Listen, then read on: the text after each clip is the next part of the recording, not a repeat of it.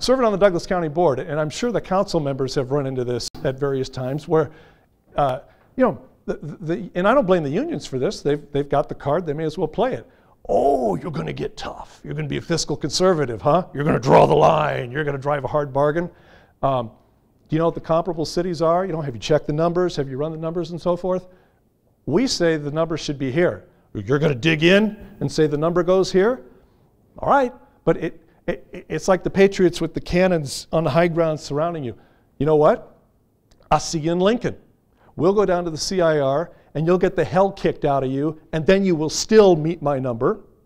Or you can just go ahead and meet my number now and at least save yourself the beating and the expense of going down to the CIR. That's my analogy to the British realizing we may as well not waste any men or resources. We have a losing hand here, let's pull out. And so many times the galling truth is you're forced to say, all right, sign off on that deal, because that's the way it was.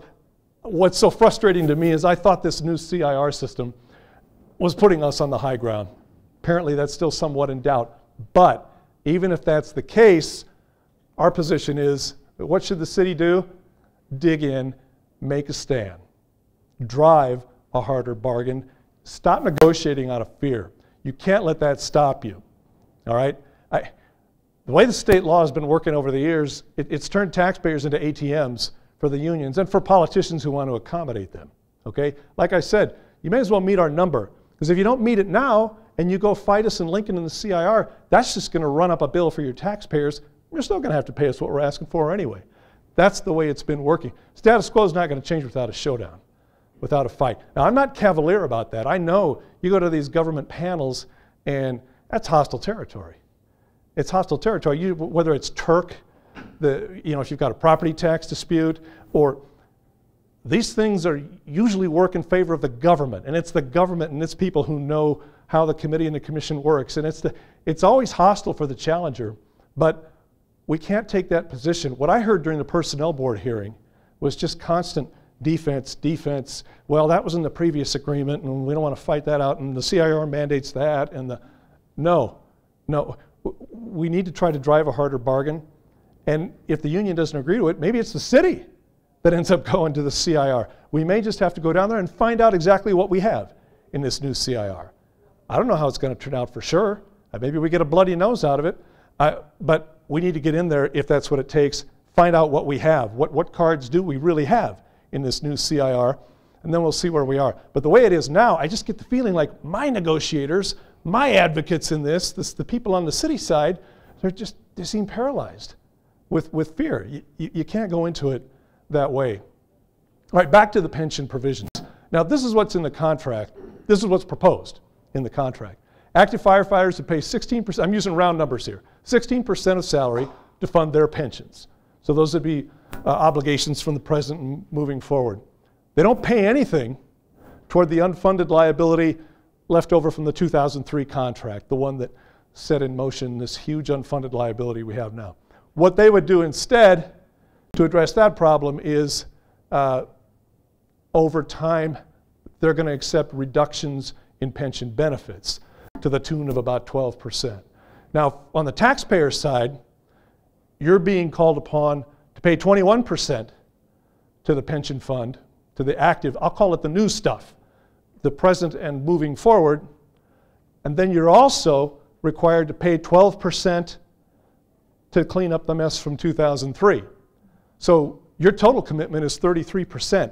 Now, I was on Tom Becca's show on KFAB yesterday, and a firefighter called in, basically called me a liar. He said, you're trying to scare and mislead the public by telling people that the public, the taxpayer, is on the hook for 33% contribution to the pension fund.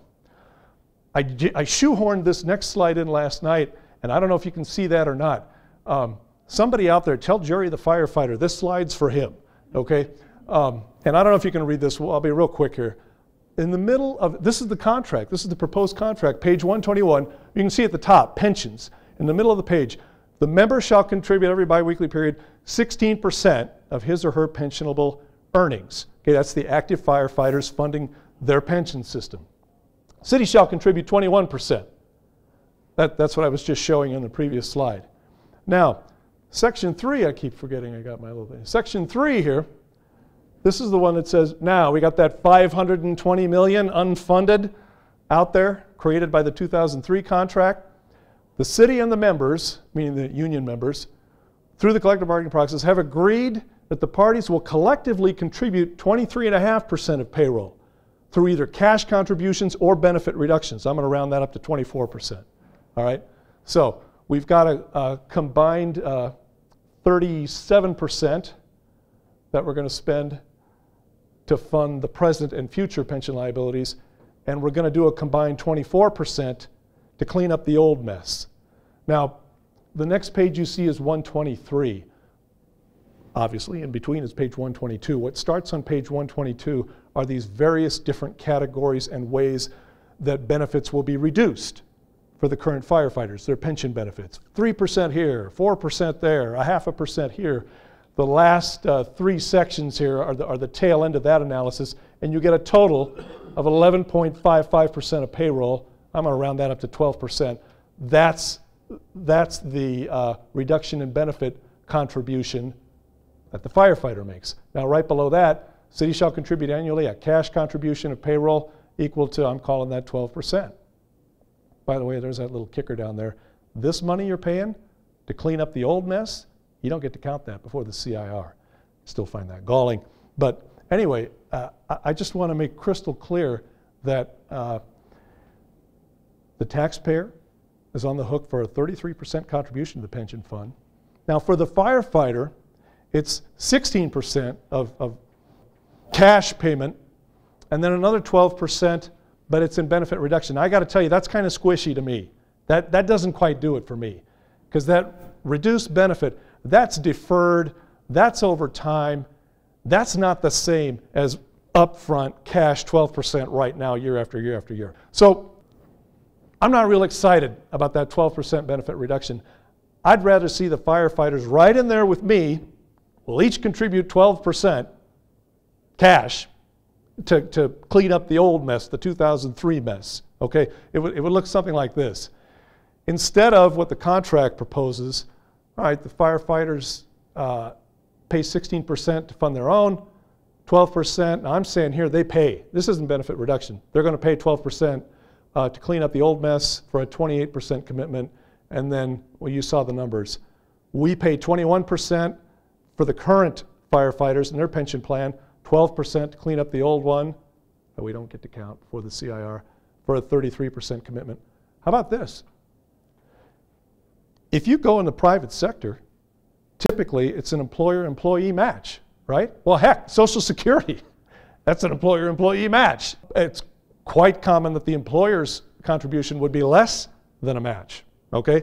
I'm being generous and saying, all right, let's make it a match. Again, let's inject a little private sector mentality here. Now, those numbers are absurd. I would not like it as a firefighter, 30.5% going to pension. I don't like it as a taxpayer. I mean, I can't think of any private sector or public sector, certainly not in any of these other contracts we've looked at, where you see these kinds of pension contributions. I mean, what that means is your pension system is out of whack. It's too generous. It's too rich. When you're having to broken, somebody said, and these numbers prove it. Even if we forget about the old mess we have to clean up from the 2003 contract, even if we're just looking at the present and moving forward, I wouldn't like that if I was a firefighter, 16%, and I sure don't like 21% as the taxpayer. That's way too high. Here's where I'm going with this. I'm not suggesting anybody should be content with these kinds of numbers, but be advised. The contract basically says we need to have 61% of payroll dumped into the pension system to fix it, to keep up with the current and new obligations and to pay off the old ones.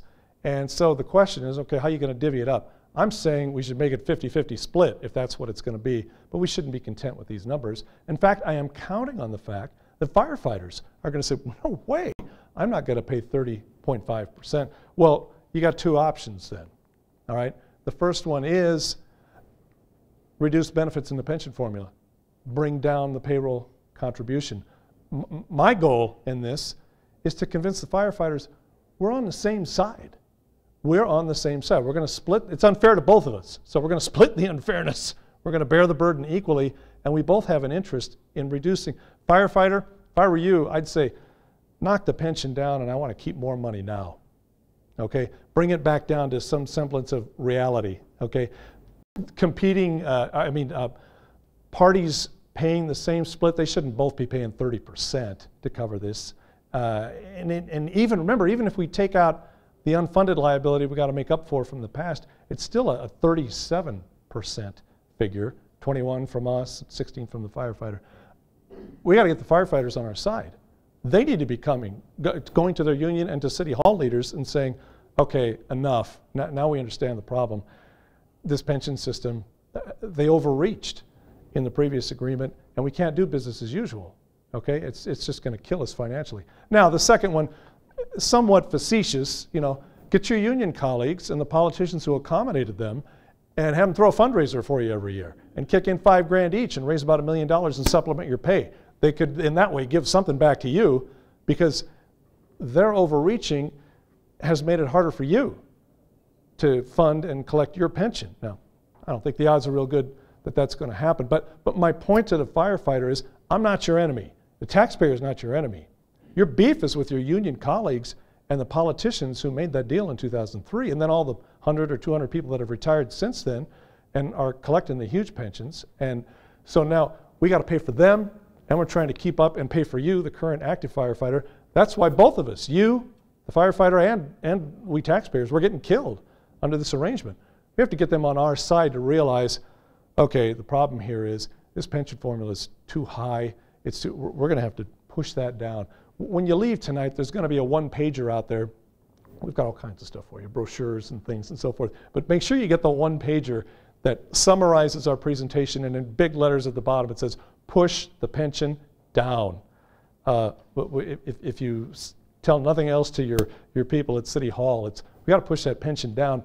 Now, we do have some other things that we'd like to work on, and actually I'm almost done here. Maximum payout, 65% of base pay only. Not overtime, not all this. You get paid overtime for working overtime. That's your compensation, that's your reward. You cashing out, I don't know if we've talked about this as a board, I'll just fling this off the hip right now. To me, cashing out sick leave, vacation, things like that, I have no problem with that. Comp time, just don't use that stuff to pad your pension. Your pension should be based on your base pay.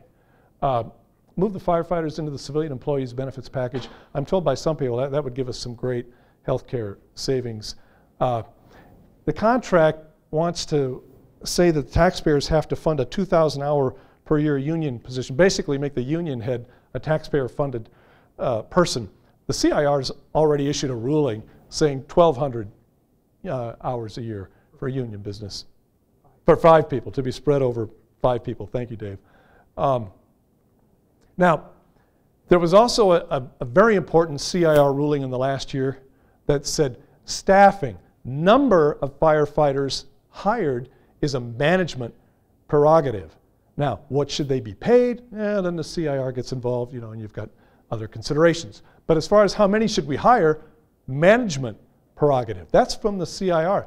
Now, there's some language in this contract that muddies the waters. It says, yes, staffing is a management prerogative, and however, any layoffs will be handled by attrition.